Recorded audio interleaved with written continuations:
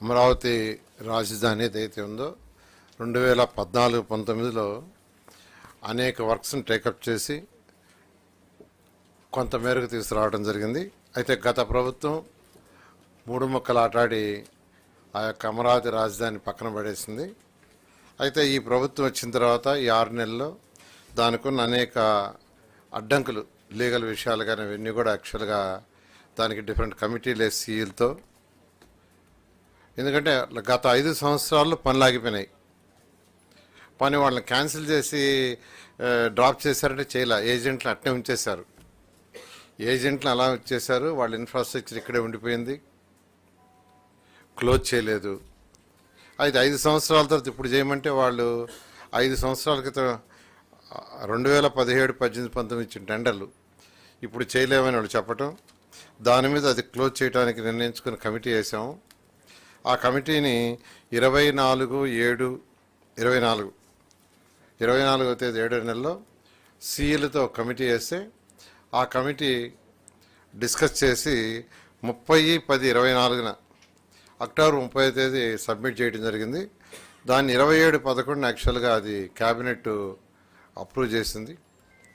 చేసిన తర్వాత దాని ప్రకారం వాళ్ళందరితో యాక్చువల్గా అధికారులు డిస్కస్ చేసి వాళ్ళ యొక్క అగ్రిమెంట్లన్నీ యాక్చువల్గా క్లోజ్ చేయడం జరిగింది. ఎవరైతే అమరావతి రాజధానిలో రోడ్లు కావచ్చు, రోడ్లలో ట్రంక్ రోడ్స్, మెయిన్ రోడ్స్, అదేవిధంగా లేఅవుట్ రోడ్స్, అదేవిధంగా 3600 బిల్డింగ్స్, ఇవన్నీ కూడా యాక్చువల్గా క్లోజ్ చేయడం జరిగింది.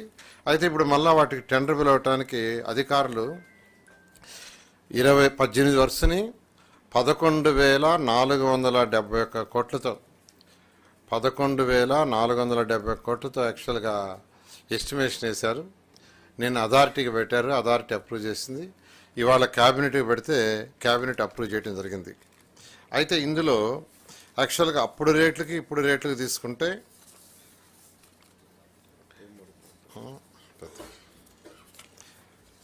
అంటే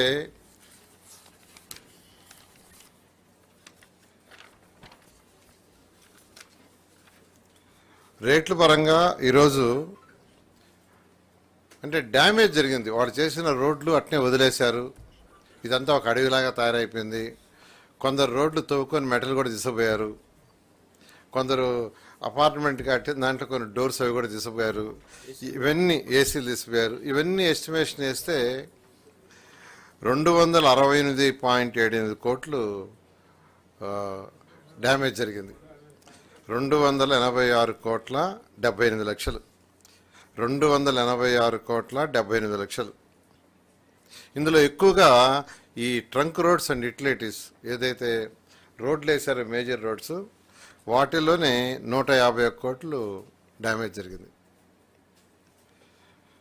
ఈ విధంగా యాక్చువల్గా వీటిలన్నింటినీ ఎస్టిమేట్ చేయడం జరిగింది. తర్వాత జిఎస్టీ అప్పుడు యాక్చువల్గా టెండర్లు పిలిచినప్పుడు వ్యాట్ ఉండింది, అది తర్వాత జిఎస్టీగా రావడం జరిగింది. ఆ డిఫరెన్స్ 452.35, అంటే 452,35,00,000 జిఎస్టీ పెరిగింది. ఇప్పుడు టెండర్లు పిలవటం వల్ల 452,35,00,000, అంటే 6.12%. అదేవిధంగా అడిషనల్ ఐటమ్స్ పెట్టారు, అంటే బిల్డింగ్లో వాటిలో అటకలన్నీ అవన్నీ యాక్చువల్గా ప్రపోజ్ చేశారు.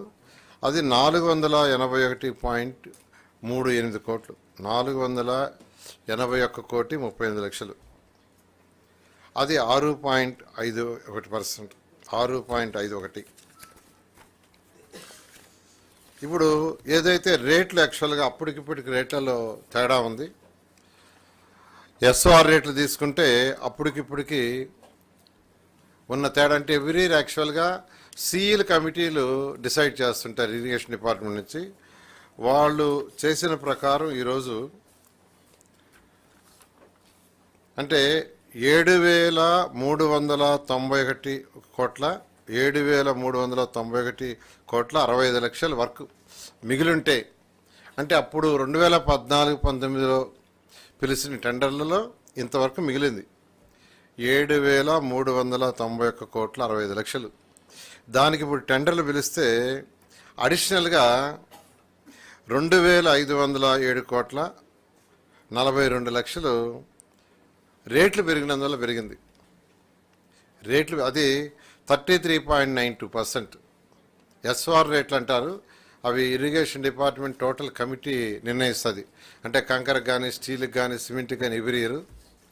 దాని ప్రకారం ఇప్పుడు వేస్తే 2,507,42,00,000, అంటే 33.92%. అదే ఇప్పుడు కానీ కంప్లీట్ చేస్తుంటే ఇది సేవ్ అయ్యిండేది, ఆ డ్యామేజ్ అయ్యిండేది కాదు. గత ప్రభుత్వం చేసిన నిర్వాహం వల్ల ఈరోజు ఇది 18 వర్క్స్కే, ఇంకా మిగతా వర్క్స్ ఉన్నాయి. ఇప్పుడు ట్రంక్ రోడ్స్, యూటిలిటీస్ అంటే 360 కిలోమీటర్ల ట్రంక్ రోడ్స్ ఉన్నాయి. వాటిలో కొన్ని ప్యాకేజీలు తీసుకుంటే 1,629 కోట్ల వరకు మిగిలిపోతే ఇప్పుడు ఎస్టిమేషన్ వేస్తే 460 కోట్లు పెరిగింది. రేట్లు పెరిగినాయి. దేనివల్ల? బెటల వల్ల కావచ్చు, ఎర్త్ వర్క్ వల్ల కావచ్చు, సిమెంట్ వల్ల కావచ్చు, కంకర వల్ల కావచ్చు, ఇలా బెటుమిన్ వల్ల కావచ్చు. ఒక బెటుమినే తీసుకుంటే యాక్చువల్గా పర్ టన్ 83.33% ఉంది. అప్పటికిప్పటికి 83.33%.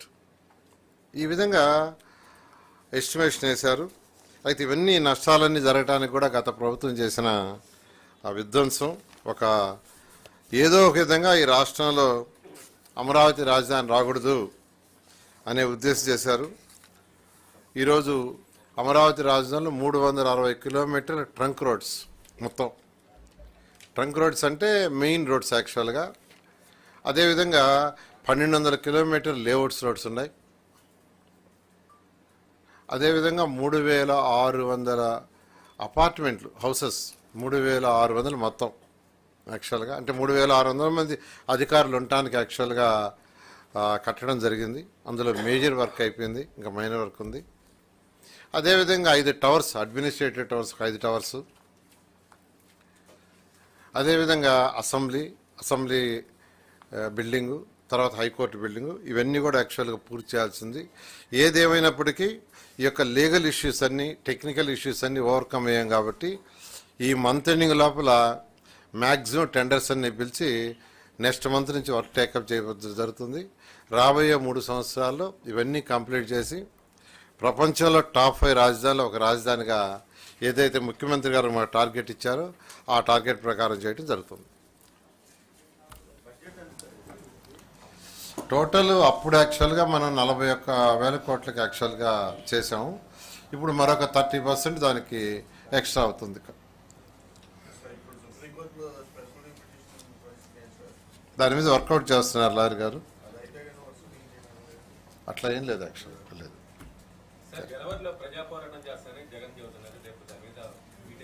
ఇంకేం పోరాటం ఆయన చేసేది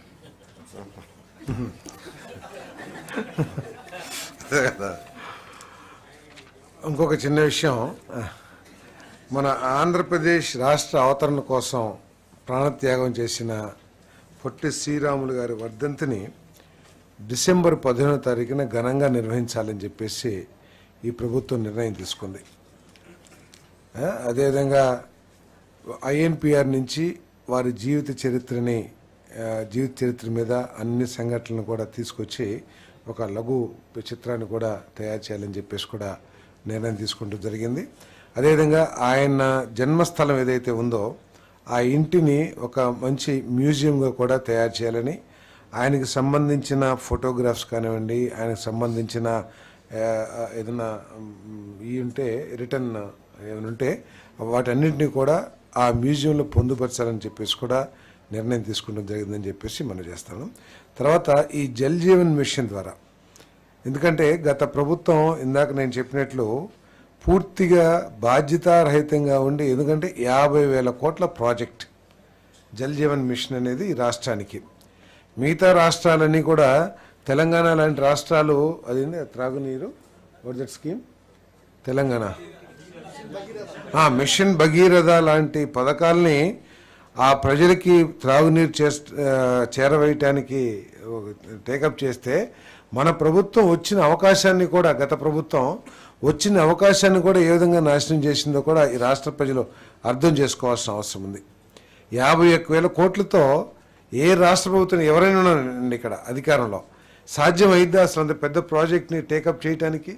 సో కనీసం ఆ ఇంగిత జ్ఞానం కూడా లేకుండా కావాల్సిన స్టేట్ షేర్ని అందుబాటులో రాకపోవటం మూలంగా ఆ ప్రాజెక్టు పూర్తిగా క్యాన్సిల్ అయిపోయే పరిస్థితికి వచ్చింది. ఇప్పుడు ప్రతి ప్రాజెక్టు కూడా కేంద్ర ప్రభుత్వం ఒక టైం లిమిట్తో 5 సంవత్సరాల్లో 10 సంవత్సరాలు తీసుకుని 10 సంవత్సరాలకు ఒక ప్రాజెక్ట్ని తయారు చేస్తుంది. యాక్చువల్గా ఈ జల్ జీవన్ మిషన్ పూర్తి అయిపోయే సమయం కూడా వచ్చేసింది.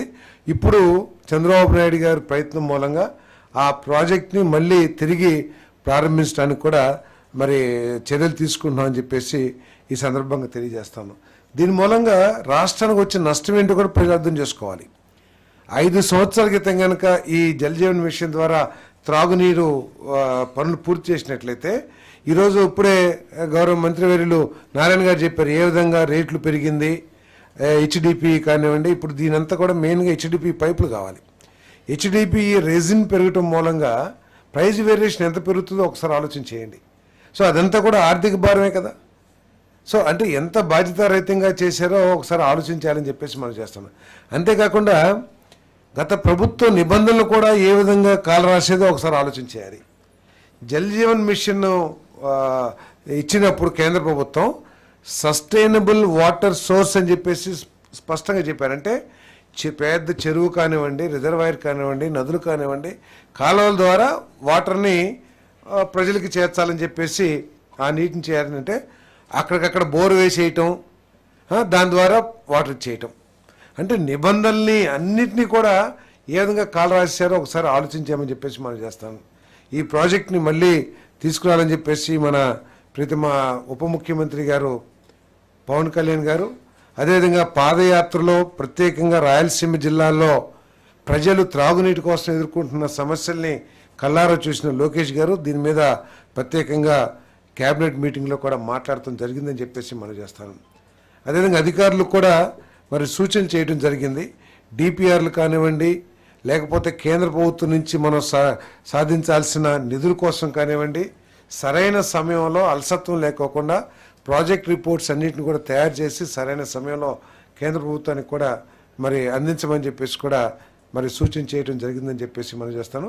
ఈ జల్ జీవన్ మిషన్ని తప్పకుండా దాని ద్వారా ఏదైతే మేము సూపర్ 6లో చెప్పామో ప్రతి ఇంటికి మంచినీటి సరఫరా చేస్తామని, దాంట్లో భాగంగా ఈ జల్ జీవన్ మిషన్ కూడా పూర్తిగా చేస్తాం.